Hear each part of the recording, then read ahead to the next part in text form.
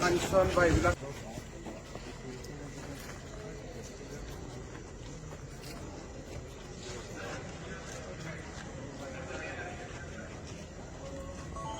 মানুহবিলাকে নহ'লে অকল বহি থাকি পেলাই ভাল নাপাব। কিবা এটা এনজয়মেণ্ট, লোকেল ফুড হ'ল, লোকেল কিবা হ'ল, তেতিয়া বস্তুটো এনজয়মেণ্টটো হয়। আৰু কিন্তু অত্যাচাৰো নিদিবি। তো 6খন ফুড এতিয়া আৰু 6টা থিম লৈ যে এইটো কৰিব আৰু সিহঁতে চাফ চিকুণো নিজে কৰিব লাগিব।